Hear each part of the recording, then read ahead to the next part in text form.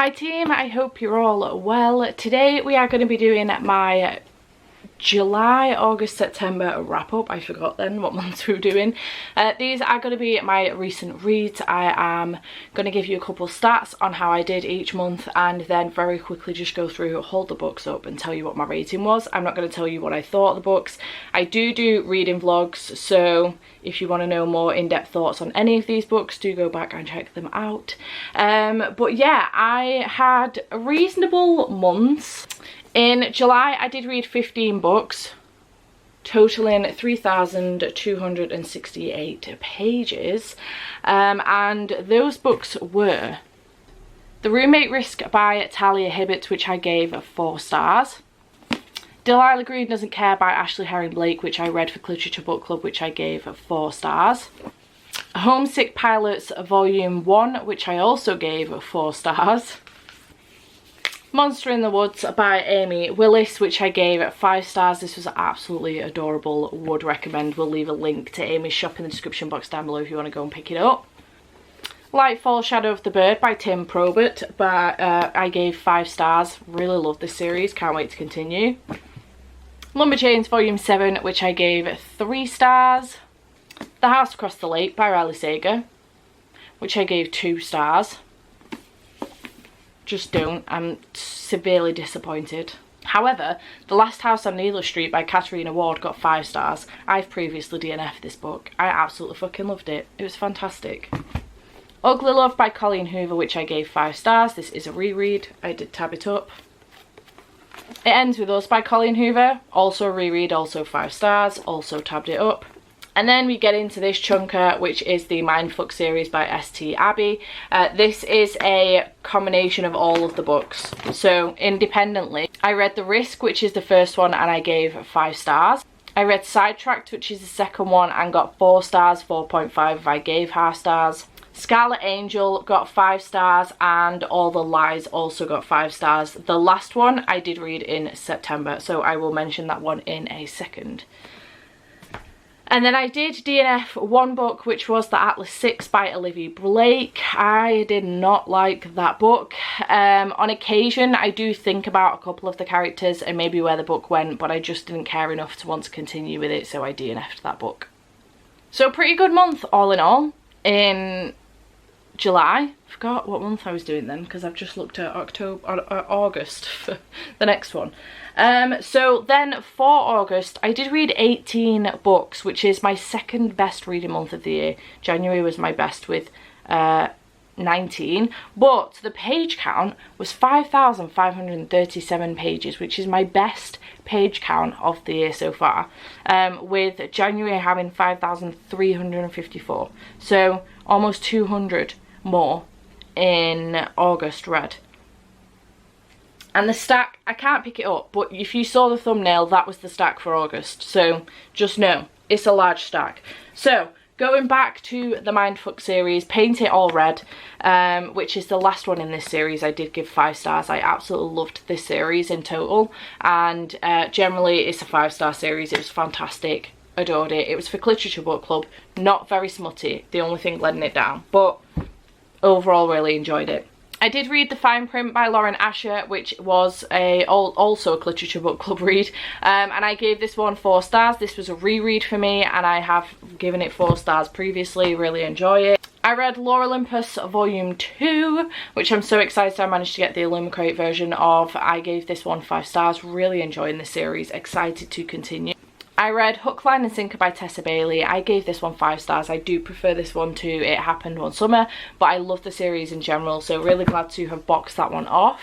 I read A Kiss for a Kiss by Helena Hunting, which I also gave 5 stars. Really enjoy this series as well. I'm now happy to have completed this series, unless she decides to come out with something else, but glad to have completed that series also. I read A Prayer for the Crown Shy by Becky Chambers, 5 stars. Love this series. This duology is probably the most surprising duology for me of the year, because I wasn't expecting to enjoy it as much as I did, and I loved it, so thanks Maddie for the recommendation. I read November 9 by Colleen Hoover. This is the first time I've ever read this book. I gave it 4 stars, 4.5 if I gave half stars. It was good, just not one of my favourites from her. Another surprising read of the month and also the year is Daughter of the Moon Goddess by Su Lin Tan. I was expecting to DNF this one.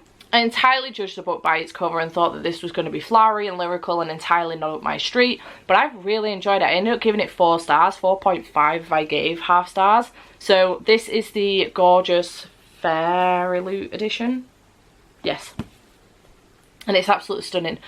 4 stars. I'm just so happy to have been able to get my hands, to have read it in time and get my hands on the Illumicrate edition of the, no, Fairy Loot edition of the second one as well. Then I read The Silver Chain, which I gave 3 stars. This was good. It's a novel told in verse. It was good. It wasn't anything ridiculous or special, but I enjoyed it. Then I read Her Soul to Take by Hallie LaRue. This was all Becca's fault. I gave it 5 stars. It was absolutely fantastic. I friggin' loved it. I do have the second one. Cannot wait to pick it up. Absolutely adored this one, 5 stars. Then I read Blackwater, which is a graphic novel, and I gave it 4 stars. Very, very good. Would recommend. Then I read Mr. Wrong Number by Lynn Painter. I gave this one 3 stars. It was okay. Nothing special, but it was fine. Then I read Heartbreaker and I really enjoyed this one. It was a surprise read. It was just one that I picked up on a whim and I had a good time with. And I gave this one 4 stars, 4.5 stars if I gave half stars. Then I read Still Beating, which I gave 5 stars. I absolutely loved this one. This one was by Jennifer Hartman and I had such a good time reading it. Very, very shocking book, but I loved it. Then I read Willowdean by Catherine Applegate, which I gave 3 stars, 3.5 stars if I gave half stars. I have sent this one on to Jade now so that she can give it a read as well. And then finally I did read The Unforgettable Logan Foster by Sean Peters. I gave this one 4 stars. This was such a good time and I can't wait to get my hands on the second one. I really enjoyed it. Middle grade superhero book. And then I did DNF 2 books in August. So I DNF'd To Sleep in a Sea of Stars by Christopher Paolini. I got about 170 odd pages into this one. 179 pages into it. I think that I'm going to come back and try this again. It's a soft DNF, not hard DNF. I think I just am not in the right headspace for reading something this big and this scientific. But I did find myself getting a little bit bored, and I know that Jade also DNF'd this a lot further in than I did. So I don't know what's going to happen with this one. It probably sit on my shelves for another couple of years before I decide to unhaul it, but we'll see. But for now, I DNF'd it. And then I did also DNF 16 Horses by Greg Buchanan. I just was not here for this book.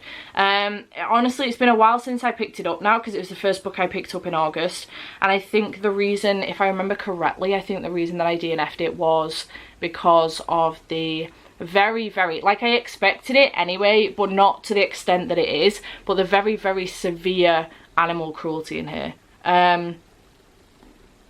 So yeah, no, thank you for that one. So yeah, overall incredible reading month in August. I don't know what happened. Apparently I was just properly on a roll. So had a great time in August. And then in September I did read 10 books totaling 3,010 pages. So a small stack indeed, but still a reasonable stack nonetheless. Considering I was away for 2 weeks, that's not too bad. So the first book that I picked up in September was Pestilence by Laura Thalassa. I absolutely adored this. This was fantastic, and I'm so excited to continue on with the series for Becca's Patreon book club. So I gave this one 5 stars. It was really, really good, and I can't wait to pick up War, which is the next one in the series. Then I read Brutal Prince, and I gave this one 4 stars. It was good. It was good.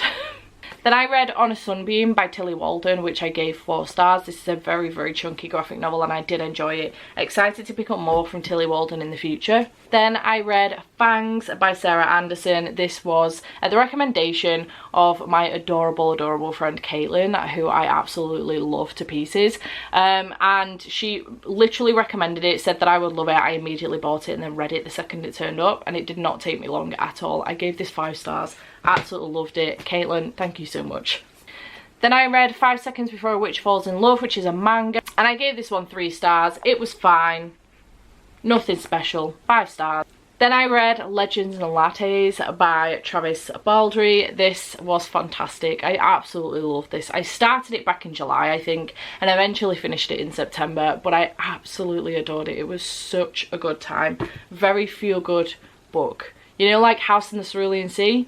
Like that. It was adorable. Then I read Pumpkinheads by Faith Erin Hicks and Rainbow Rowell. This is a reread for me. I read it every single autumn, well, fall, usually October, but I picked it up in September. I was too keen. 5 stars every single time I pick it up. Then I read The Kiss Curse by Erin Sterling. I did get an e-arc of this one, so I've just purchased the book as well because I really, really wanted a copy. You know what frustrates me though about publishers, and just not to call you guys out because you do a fantastic job and I absolutely love the thing that you do, but you know what pisses me off? In general, is that when you choose to bring the second book out in a series in hardback when you didn't do it with the first one, it really annoys the life out of me. And don't get me wrong, I understand there's a reason why you do it, because it's cost saving on the first book because you don't know how it's going to do, but don't then go and do it with the second one, or only bring it out in hardback first in the second one and it's a year later before you bring it out in the paperback, because that's just fucking annoying. Like, I now have the paperback of the X-Hex and the hardback of the Kiss Curse. Like, would I love a hardback of the X-Hex? Yes, I fucking would. Can you do that, please? Like, anybody? Headline? Any chance? Just in general, it really annoys the life out of me. Like, if you're gonna do it, that's fair enough, but bring the paperback out at the same time, please. You know? It's just annoying now to have a paperback of the first one and a hardback of the second one. Am I probably going to buy the paperback of the second one so that they match? No, because I prefer a hardback, but it's annoying. Please stop doing it. Anyone else? Chat to me in the comments down below. Let's have a discussion about it. It's annoying. I love you guys. You do a great job, publishers. I respect you 100%, but that pisses me off. Also, changing cover series partway through the series. Annoying as fuck. Then I read The Weight of Blood by Tiffany D. Jackson. I really enjoyed this one. This is a YA Carrie retelling and it's quite dark. And I gave it 4 stars and then left the book with my mum on holiday. And then the last book that I read, I also left the book with my mum on holiday, and that was Confessions, and I also gave this one 4 stars. This book is fucked up. It's messy. It's fucked up, let me tell you. So those are all the books that I have read over the last 3 months. It's not too bad, I don't think. Managed to read 43 books over the last 3 months, which isn't too bad. I did alright, I think. I'm very excited to go into the last 3 months of the year and see what I'm going to manage to do with that. I have had a great reading time, to be fair. There is a lot of 4 and 5 stars that came up there. That fucking 2-star for House Across the Lake is so disappointing, honestly. I'm absolutely devastated about it. Riley Sager, what happened? But yeah, I hope you have enjoyed this video. Chat to me in the comments down below. Let me know your thoughts. Have you read any of these? Do you agree with me? Do you disagree with me? Chat to me. Does it annoy the life out of you with the hardback thing and the paperback thing? Because it really annoys the life out of me. And I shall see you in the next video. Bye for now.